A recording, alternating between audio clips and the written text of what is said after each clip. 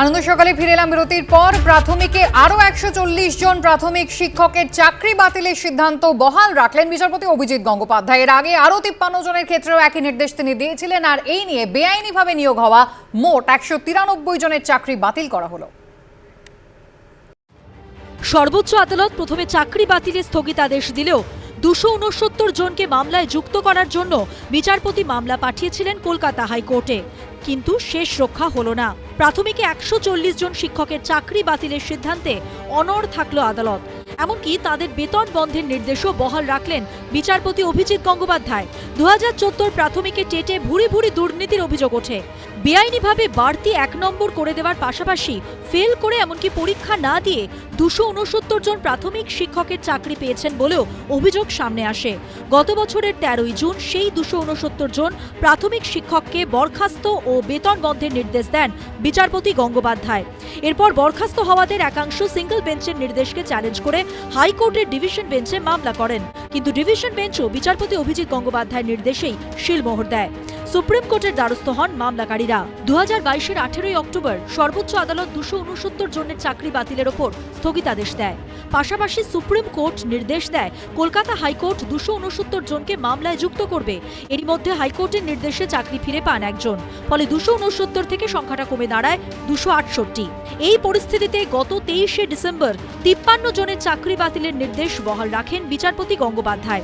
আর বুধবার আরও 140 জনের চাকরি বাতিলের নির্দেশ দিলেন তিনি। এই নিয়ে মোট 193 জন প্রাথমিক শিক্ষকের নিয়োগ বাতিল হল। সৌভিক মজুমদারের রিপোর্ট, এবিপি আনন্দ, কলকাতা। প্রাথমিক শিক্ষা পর্ষদের অফিস থেকে ফোন এসেছিল। বলা হয়েছিল পর্ষদের সভাপতির সঙ্গে দেখা করে নিয়োগপত্র সংগ্রহ করার জন্য। এমনই দাবি করেছেন এক চাকরি প্রার্থী। আর ওই মামলায় বিচারপতি অভিজিৎ গঙ্গোপাধ্যায় নির্দেশ দিলেন ফোন নম্বরটি কার, কোথা থেকে ওই ফোন করা হয়েছিল তা খতিয়ে দেখবে সিবিআই। প্রাথমিকে নিয়োগ দুর্নীতি তদন্তে এবার সিবিআই এর স্ক্যানারে রহস্যজনক ফোন নাম্বারটি কার, কোথা থেকে ফোন করা হয়েছিল, বিচারপতি অভিজিৎ গঙ্গোপাধ্যায়ের নির্দেশে তা খতিয়ে দেখবে সিবিআই। প্রাথমিকে চাকরি বাতিল হওয়া 268 জনের মধ্যে একজন বুধবার হাইকোর্টে দাবি করেন যে 2017 সালের 6 ডিসেম্বর একটি ফোন নম্বর থেকে তার কাছে ফোন আসে। বলা হয় পর্ষদের অফিস থেকে ফোন করছেন এবং ওই প্রার্থী যেন পর্ষদের সভাপতির সঙ্গে দেখা করে নিয়োগপত্র সংগ্রহ করেন। কিন্তু কে করেছিল এই ফোন তা যাচাই করতে সিবিআইকে তদন্ত করে দেখা নির্দেশ দেন বিচারপতি অভিজিৎ গঙ্গোপাধ্যায়। অবসরপ্রাপ্ত বিচারপতি রঞ্জিত কুমার বাগের নেতৃত্বাধীন কমিটির 1500 পাতার যে রিপোর্টের ভিত্তিতে এসএসসি নিয়োগের দুর্নীতির সিবিআই তদন্তের নির্দেশ দেয় কলকাতা হাইকোর্ট, তার সদস্য ছিলেন আইনজীবী অরুণাভ বন্দ্যোপাধ্যায়। এবিপি আনন্দকে দেওয়া এক্সক্লুসিভ সাক্ষাৎকারে তিনিও এসএমএসে চাকরি পাওয়ার প্রসঙ্গ তুলে ধরেছিলেন। অ্যাক্টিভিটিগুলো খুবই সন্দেহজনক, মানে তারা যেভাবে রেকমেন্ডেশন পেয়েছে বলছে, আর তারপরে যেভাবে তার অ্যাপয়েন্টমেন্ট হয়েছে খুবই সন্দেহজনক। কারণ এদের ম্যাক্সিমাম কারুর নামই প্যানেলে আসেনি। ওরা কান্নাকাটি করার জন্য নাকি স্কুল সার্ভিস কমিশন থেকেই তাদের বলল যে তোমরা একটা অ্যাপ্লিকেশন করো, তার ফলে নাকি তার রেকমেন্ডেশন হলো, তার 2 মাস বাদে নাকি তার অ্যাপয়েন্টমেন্টও হয়ে গেল। যখন এই বক্তব্য বলল তার ফলে যে অ্যাপ্লিকেশন তারা দিল, এই অ্যাপ্লিকেশন তারা জমা করে দিয়ে নাকি চলে এলো। এরপরে মাসখানেক বা মাস দেড়েক বাদে তাদের নাকি এসএমএস বা ফোন কল এলো। আমরা জিজ্ঞেস করলাম তাদের কোন নাম্বার থেকে তা ফোন কল বা এসএমএস এসছে। তারা প্রত্যেকেই বলছে যে এই ফোন যে ফোন থেকে এসছে তারা সেই ফোনটি কেউই আর ব্যবহার করে না। আমরা তাতে বুঝলাম যে আমি যাকেই প্রশ্ন করছি তাদের যে ভাষা আর তাদের যে বক্তব্য মোটামুটি একই। তারপরে তাদের নাকি সঙ্গে সঙ্গে স্পেসিসে বললো তোমরা এসে রেকমেন্ডেশন কালেক্ট করে নিয়ে যাও। রেকমেন্ডেশন কালেক্ট করার পর মার্চ 2020-তে জাস্ট কোভিডের আগে তাদের সবার অ্যাপয়েন্টমেন্ট হয়ে গেল। মার্চ মাসের 19 তারিখ 20 তারিখ সমস্ত অ্যাপয়েন্টমেন্ট ম্যাক্সিমাম হয়েছে, 18, 19, 20। এসএসসির গ্রুপ সির অযোগ্য চাকরি প্রার্থীদের অনেকের মুখেও শোনা গিয়েছিল এই রকম দাবি। আমি নট কোয়ালিফাইডই ছিলাম। আমাকে একটা রিভিউ অ্যাপ্লিকেশন, আমি গেছি, আমাকে রিভিউ অ্যাপ্লিকেশন করতে বলা হয়েছিল, ঠিক আছে। আমাকে রিকমেন্ডেশন করা হয়েছে আর আমাকে মধ্যশিক্ষা পর্ষদের নিউ বিল্ডিং থেকে আমাকে অ্যাপয়েন্টমেন্ট করা হয়েছিল। এবার হাইকোর্টে উঠে এলো রহস্যজনক ফোনের প্রসঙ্গ। পুরো ক্যাবিনেটটাই জেলে যাওয়া উচিত মমতা ব্যানার্জির নেতৃত্বে। 25 মে 2022 সুপার নিউরেমিক পোস্ট তৈরি করার যে সিদ্ধান্ত হয়েছিল সেই ক্যাবিনেটে প্রিজাইড করেছিলেন মমতা ব্যানার্জি। ছোট চোর ধরে লাভ নেই, চোরেদের মহারানীকে ধরতে হবে। বিচার ব্যবস্থার যারা ধারক বাহক কোথাও কোথাও তারা যখন হাইপার অ্যাক্টিভ হয়ে যান বা প্রথা বহির্ভূতভাবে কিছু কথা বলেন বা কিছু কাজ করেন, তখন কোথাও একটা বিচার ব্যবস্থার প্রতিও যেন মানুষের আস্থাটা কিছুটা হলেও নড়ে যায়, সেটা না হওয়াই কাম্য। পাশাপাশি বুধবার প্রাথমিকে 140 জন শিক্ষকের চাকরি বাতিলের সিদ্ধান্তেও অনড় থাকলো আদালত। এমনকি তাদের বেতন বন্ধের নির্দেশও বহাল রাখলেন বিচারপতি অভিজিৎ গঙ্গোপাধ্যায়। গত 23শে ডিসেম্বর 53 জনের চাকরি বাতিলের নির্দেশ বহাল রাখেন বিচারপতি গঙ্গোপাধ্যায়, আর বুধবার আরও 140 জনের চাকরি বাতিলের নির্দেশ দিলেন তিনি। এই নিয়ে মোট 193 জন প্রাথমিক শিক্ষকের নিয়োগ বাতিল হলো। সৌভিক মজুমদার, এবিপি আনন্দ, কলকাতা। অযোগ্যদের চাকরি নিশ্চয়ই ভালোবাসার বশবর্তী হয়ে দেওয়া হয়নি। নিয়োগ দুর্নীতিতে দ্রুত কল্যাণময় গঙ্গোপাধ্যায়ের সঙ্গে আর্থিক লেনদেন রয়েছে কিনা তা তদন্ত করে দেখার নির্দেশ দিতে গিয়ে এমনই মন্তব্য করল আদালত। জামিনের আবেদন প্রত্যাহার করবেন কিনা আজকের মধ্যে তা আদালতকে জানাতে হবে কল্যাণময় গঙ্গোপাধ্যায়কে। নিয়োগ দুর্নীতি মামলায় পার্থ চট্টোপাধ্যায় ঘনিষ্ঠ অর্পিতা মুখোপাধ্যায়ের দুটি ফ্ল্যাট থেকে উদ্ধার হওয়া টাকার পাহাড় দেখে চোখ কপালে উঠেছিল বাঙালির। এবার এসএসসি নিয়োগ দুর্নীতিতে দ্রুত মধ্যশিক্ষা পর্ষদের প্রাক্তন সভাপতি কল্যাণময় গঙ্গোপাধ্যায়ের ভূমিকা এবং আর্থিক লেনদেনের সঙ্গে তিনি যুক্ত কিনা তা দেওয়ার কথা বললে জিপ টেনে ছিঁড়ে ফেলে দেব। বারাসাতে সিপিএম বিজেপিকে নিশানা করে প্রকাশ্যে হুঁশিয়ারি দিলেন তৃণমূলের কিষাণ ও ক্ষেত মজুর সংগঠনের নেতা। পাল্টা জবাব দিয়েছে বিরোধীরাও। ভিডিও কথা না শুনলে টেবিল চাপড়ে কাজ আদায় করবেন তৃণমূল নেতার এই মন্তব্য ঘিরেও দেখা দিয়েছে বিতর্ক। যে কোনো দিন ঘোষণা হয়ে যেতে পারে পঞ্চায়েত ভোটের নির্ঘণ্ট, আর সেই দিন যত এগিয়ে আসছে ততই যেন নেতাদের মুখে হুমকি হুঁশিয়ারি লাগামহীন হয়ে পড়ছে। এবার উত্তর 24 পরগনার বারাসাতে তৃণমূল নেতার মুখে শোনা গেল জিপ টেনে ছিঁড়ে ফেলার হুঁশিয়ারি। আমাদের সন্তান কেটে নেবে, বড় বড় কথা বলে জিপটা টেনে ছিঁড়ে ফেলে দেবো, জিপটা টেনে ছিঁড়ে ফেলে দেবো। কেন্দ্রীয় সরকারের বিরুদ্ধে বঞ্চনা ও সিপিএম বিজেপির বিরুদ্ধে কুৎসার অভিযোগে প্রতিবাদ সভার ডাক দিয়েছিল তৃণমূল। সেখানে বিরোধীর উদ্দেশ্যে হুঁশিয়ারি দিতে শোনা গেল তৃণমূলের কিষাণ ও ক্ষেতমজুর সংগঠনের নেতা মাহফুজুর রহমানকে। সপক্ষে আবার যুক্তিও দিয়েছেন তৃণমূল নেতা। আমরা ক্ষমতায় ছিলাম না, আমরা যখন রাজনীতিটা করতাম মার্ক্সবাদী কমিউনিস্ট পার্টি আমাদের খুব কাছের লোক জুম্মান আলীকে প্রকাশ্য দিবালোকে 2:30টার সময় কুপিয়ে কুপিয়ে খুন করেছে, তার গলাটা কেটে দিয়েছে। স্বাভাবিক করেন সেই লোকেরাই আবার যদি আমাদের উপরে টর্চার করে, আমাদের কর্মীরা কখনোই হাত গুটিয়ে বসে থাকবে না। তৃণমূল নেতার এই হুঁশিয়ারিতে পাল্টা জবাব দিতে দেরি করেনি সিপিএম বিজেপি। মাহফুজুর রহমান বলতে পারে যে আজকে গণতন্ত্র আছে পশ্চিমবঙ্গের মাটিতে, বিরোধীরা কোনো কর্মসূচি গ্রহণ করলে সেই কর্মসূচিকে বিভিন্ন রকমভাবে বাধা দান করা হয়, বিরোধীদেরকে কথা বলতে দেওয়া হয় না। শাসক দলের এক নেতা আর এক নেতার বিরুদ্ধে প্রকাশ্যে বলতে বাধ্য হচ্ছে, কারণ তাদের বিবেকে লাগছে, তারা বুঝতে পারছে মানুষের সমস্যা হচ্ছে, মানুষের অধিকার কেড়ে নেওয়া হচ্ছে। দলীয় নেতার এই ধরনের হুমকি হুঁশিয়ারিকে অবশ্য সমর্থন করছে না শীর্ষ নেতৃত্ব। না, আমি জানি না এই ধরনের কথা ও বলেছে কিনা, তবে এই ধরনের কথা বলাটা শোভনীয় না। আমরা রাজনৈতিকভাবে লড়াই করব, রাজনীতির ময়দানে লড়াই হবে। শুধু বিরোধীদের আক্রমণ করে থেমে থাকেননি তৃণমূল নেতা মাহফুজুর রহমান। মঙ্গলবার প্রতিবাদ সভার আয়োজন করা হয়েছিল বারাসাতে 1 নম্বর ব্লকের বিডিও অফিসের সামনে। সেখানে দাঁড়িয়ে বিডিওকেও নিশানা করেন তিনি। কোনো অফিসার যদি আপনাদের বিরুদ্ধে কিছু করে, আপনাদের সঙ্গে অসৎ আচরণ করে এবং অসভ্য আচরণ করে, আপনারা সাধারণ মানুষ ব্লকে আসবেন, ভিডিও যদি আপনাদের কথা ঠিকমতো শুনতে না চায় বা শুনতে অনীহা প্রকাশ করে, কোনো কথা শুনবেন না। আপনাদের অধিকার টেবিল চাপড়ে আদায় করে নেবেন, টেবিল চাপড়ে ভিডিওকে বলবে। তৃণমূল নেতার এই মন্তব্য প্রসঙ্গে প্রতিক্রিয়া নিতে বারবার যোগাযোগের চেষ্টা করা হলেও ফোন ধরেননি বারাসাত 1 নম্বর ব্লকের বিডিও সৌগত পাত্র। সমীরণ পাল, এবিপি আনন্দ, উত্তর 24 পরগনা। আবাস দুর্নীতির অভিযোগে দিকে দিকে বিক্ষোভ। পশ্চিম বর্ধমান থেকে দক্ষিণ 24 পরগনা সালানপুরে বিডিও অফিস ঘেরাও করল বিজেপি। অন্যদিকে ক্যানিয়ে আবাস তালিকা থেকে নাম কেটে দেওয়ার অভিযোগে আইসিডিএস কর্মীকে ঘিরে বিক্ষোভ দেখালো গ্রামবাসীরা। দুর্নীতি, স্বজন পোষণ, টাকার বিনিময়ে তালিকায় নাম, আবাস যোজনা প্রকল্পে তৃণমূলের বিরুদ্ধে দিকে দিকে এমনই সব অভিযোগ উঠেছে। এবার দুর্নীতির অভিযোগে পশ্চিম বর্ধমানের সালানপুরে বিডিও অফিস ঘেরাও করে বিজেপি।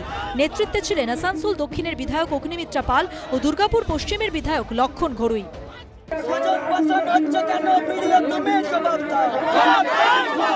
আবাস যোজনার বাড়ি মানুষ পাচ্ছে না, যারা যোগ্য তারা পাচ্ছে না, যারা টিএমসির পতাকা ধরেছে নেতা কর্মী তারা পাচ্ছে। যদি দেখি যে ফাইনাল যে লিস্ট তার মধ্যে এইরকম অযোগ্য টিএমসির ব্যক্তিরা রয়েছে বা যে কোনো অযোগ্য ব্যক্তি রয়েছে, আমরা কিন্তু অ্যাকশন নেব।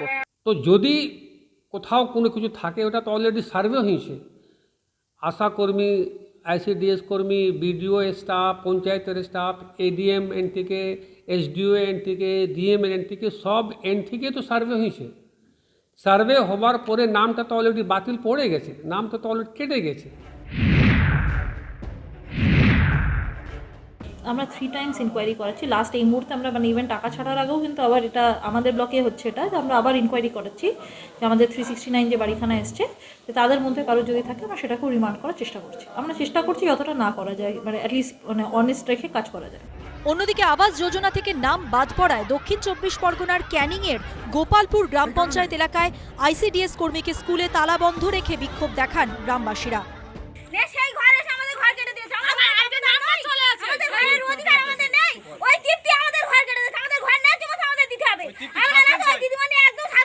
প্লাস্টিক গুড়িয়ে খায়, কেউ ভাড়ায় ভ্যান টেনে খায়, কাগজ কুড়িয়ে খায়, এরকম কিছু কোনো ব্যক্তির প্রলোভন শুনে, জানি না কার প্রলোভন শুনেছে, তার প্রমাণ আমরা চাই, যাতে গরিব মানুষগুলো আগামী দিনে আবাস প্লাস তালিকায় ভুক্ত হতে পারে।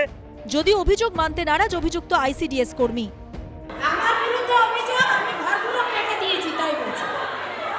ওরা যে ঘটনাটা বলছে সেটা কি সত্যি না মিথ্যা? কি হয়েছিল? আমি ঘর কাটিনি, আমি সার্ভে রিপোর্ট জমা দিয়ে দিয়েছি। কাকে জমা দিয়েছিলেন? আমি পঞ্চায়েতে জমা দিয়েছি। আমি নাম বাদ দেওয়ার কে? শেষমেশ পুলিশ গিয়ে প্রায় 2 ঘন্টা পর আইসিডিএস কর্মীকে উদ্ধার করে। কৌশিক গাঁতাই তো শান্তনু লস্করের রিপোর্ট, এবিপি আনন্দ।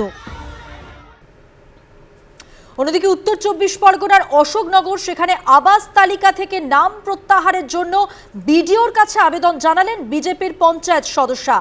এই নিয়েও শুরু হয়েছে রাজনৈতিক তরজা। দক্ষিণ 24 পরগনার বারুইপুরে আবাস দুর্নীতির অভিযোগে পথে নামলেন গ্রামবাসীরা। আবাসের নাম প্রত্যাহারে বিতর্ক, বিজেপির পথ অবরোধ, নাগরিক সমাজের বিক্ষোভ। উত্তর ও দক্ষিণ 24 পরগনায় ফের আবাস দুর্নীতির অভিযোগ উঠল। উত্তর 24 পরগনার অশোকনগরের তৃণমূল পরিচালিত গুমা 1 নম্বর গ্রাম পঞ্চায়েতের বিজেপি সদস্যা লক্ষ্মী মজুমদারের বিরুদ্ধে প্রভাব খাটিয়ে আবাস তালিকায় নাম তোলার অভিযোগ ওঠে।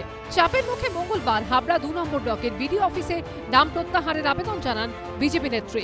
2018 সালে আমি যখন প্রথম ভারতীয় জনতা পার্টির পক্ষ থেকে জয়লাভ করি, বেড়ার ঘরেই থাকতাম, অসুবিধার সম্মুখীন হতে হতো। এখন আমার একতলা বাড়ি, এমতো অবস্থায় আমার তো ঘরের প্রয়োজন নেই। আমি তাই আজকে ডেপুটেশন দিলাম যাতে একজন গরিব ব্যক্তি পায়, তার উপকার হয়, তার সে সমস্যার মধ্যে না পড়ে।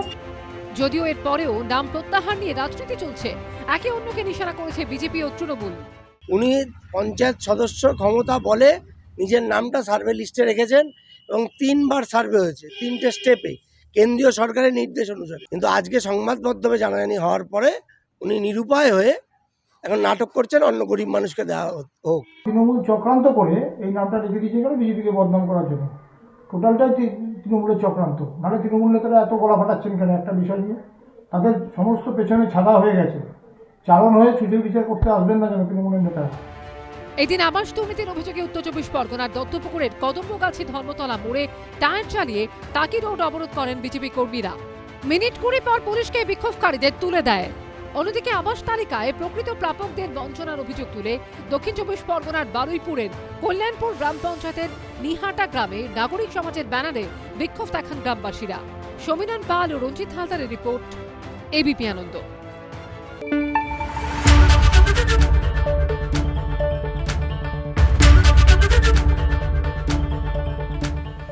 আনন্দের সকালে ফিরে এলাম বিরতির পর। হস্টেলে অব্যবস্থার অভিযোগে পড়ুয়া বিক্ষোভ চলাকালীনই পদত্যাগ করলেন কল্যাণীর college of medicine and JNM হাসপাতালের অধ্যক্ষ ও মেডিকেল সুপার। তাঁদের দাবি কয়েকজন পড়ুয়ার ব্যবহারে তিতিবিরক্ত হয়ে পদত্যাগের এই সিদ্ধান্ত। যদিও বিক্ষোভকারীদের অভিযোগ অব্যবস্থার কথা বললেও ব্যবস্থা নেয়নি কর্তৃপক্ষ। ছাত্রদের অভিযোগ মানতে নারাজ পদত্যাগী অধ্যক্ষ এবং মেডিকেল সুপার। হোস্টেলের অব্যবস্থার অভিযোগ তুলে আন্দোলনে সামিল ডাক্তারি পড়ুয়ারা। আন্দোলন চলাকালীনই অধ্যক্ষ ও মেডিকেল সুপারের সঙ্গে দুর্ব্যবহারের অভিযোগ উঠল পড়ুয়াদের বিরুদ্ধে। প্রতিবাদে পদত্যাগ করলেন কল্যাণীর college of medicine and JNM হাসপাতালের অধ্যক্ষ সুবিকাশ বিশ্বাস এবং মেডিকেল সুপার চঞ্চল কুমার দলুই। মঙ্গলবার রাতেই স্বাস্থ্য বিশ্ববিদ্যালয়ের রেজিস্ট্রারের কাছে পদত্যাগপত্র পাঠান দুজন। তাতে তাঁরা জানিয়েছেন কয়েকজন ছাত্রের ব্যবহারে তিতিবিরক্ত হয়ে পদত্যাগ করতে বাধ্য হয়েছেন। এদিকে বুধবার সকাল থেকে মেডিকেল কলেজের প্রশাসনিক ভবনের সামনে অবস্থান বিক্ষোভে বসেন ডাক্তারি পড়ুয়ারা। বিক্ষোভকারীদের পাল্টা অভিযোগ অব্যবস্থার কথা বললেও ব্যবস্থা নেয়নি কর্তৃপক্ষ। পেছনের দিকে জঙ্গল থেকে শুরু করে আমাদের সাপের উৎপাত থেকে শুরু করে বিভিন্ন রকমের প্রবলেম, জলের সমস্যা থেকে শুরু করে, যেগুলো একটা হিউম্যানের বেসিক নিড, আমরা বেশি কিছু চাই না। প্রিন্সিপাল স্যারকে আমাদের বেসিকটুকু চাইতাম, উনি আমাদের সেইটা তাচ্ছিল্য স্বরূপ উড়িয়ে দিতেন। যদিও পড়ুয়াদের অভিযোগ মানতে নারাজ অধ্যক্ষ ও মেডিকেল সুপার। তাঁদের দাবি, ছাত্রদের একাংশের অভিযোগ সম্পূর্ণ মিথ্যে। হোস্টেলে পানীয় জল সহ অন্যান্য সবকিছুই ঠিক রয়েছে। সুজিত মণ্ডলের রিপোর্ট, এবিপি আনন্দ, নদিয়া। আর এবার চোখ রাখবো আবহাওয়ার খবরে। এক ধাক্কায় 12-র নিচে নেমেছে পারদ, উত্তর থেকে দক্ষিণ রাজ্য জুড়ে জাঁকিয়ে শীত। এক ধাক্কায় 12-র নিচে নেমে গেছে পারদ এবং জাঁকিয়ে শীত উত্তর থেকে দক্ষিণে রাজ্য জুড়ে। শীতের আমেজ, একেবারে কনকনে ঠান্ডা পড়েছে। আমরা দেখতে পাচ্ছি কিছুদিন ধরেই কলকাতায় আজ সর্বনিম্ন তাপমাত্রা 11.8 ডিগ্রি। আবহাওয়া দপ্তর কি বলছে সরাসরি জানবো। আমাদের সঙ্গে রয়েছে সঞ্চয়ন মিত্র, আমাদের প্রতিনিধি। সঞ্চয়ন, আবহাওয়া দপ্তর সূত্রে কি জানা যাচ্ছে? এই যে জাঁকিয়ে ঠান্ডা পড়েছে, এই শীতের আমেজ এইভাবেই কি কিছুদিন যাবে?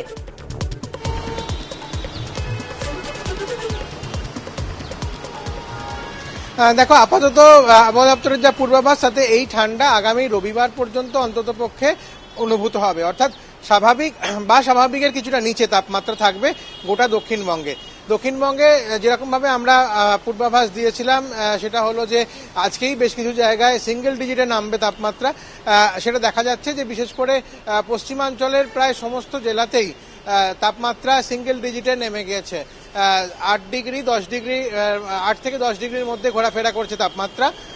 এবং উত্তরবঙ্গের ক্ষেত্রে যেটা দেখা যাচ্ছে যে শুধুমাত্র যে একেবারে দার্জিলিংয়ের পার্বত্য অঞ্চল সেখানেই নয়, এছাড়াও অন্যান্য আশপাশের জায়গা, তরাই ডুয়ার্সেও স্বাভাবিকের নিচে তাপমাত্রা, শিলিগুড়িতেও 10 ডিগ্রির কাছাকাছি তাপমাত্রায় নেমেছে।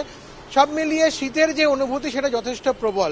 যে আশঙ্কা ছিল যে এবারে কি তবে শীত পড়বে না, কেননা বড়দিনের সময় স্বাভাবিকের থেকে অনেকটা বেশি ছিল তাপমাত্রা, সেই জায়গায় দাঁড়িয়ে এবারে যা পরিস্থিতি তৈরি হলো তাতে কিন্তু এই ঠান্ডা আরও কয়েকদিন থাকবে এবং আশা করা যাচ্ছে আজকে বৃহস্পতিবার, আগামী রবিবার পর্যন্ত জাঁকিয়ে ঠান্ডা গোটা রাজ্যেই অনুভূত হবে এবং তাপমাত্রা খুব একটা এখনই বেড়ে যাবে তেমনটা নয়। হয়তো সামনের সপ্তাহে অর্থাৎ রবিবারের পর থেকে ধীরে ধীরে তাপমাত্রা সামান্য বাড়তে পারে, তবে আপাতত শীত যথেষ্ট উপভোগ্য গোটা রাজ্যেই।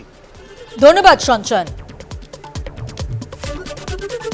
আনন্দ সকাল আজকের মতো এ পর্যন্তই। অন্যান্য সব খবরের জন্য আপনাদের চোখ থাক শুধুমাত্র এবিপি আনন্দে। একটু পরে 10টার 10 দিক নিয়ে আসছে বৃষ্টি, সঙ্গে থাকবেন আপনারা।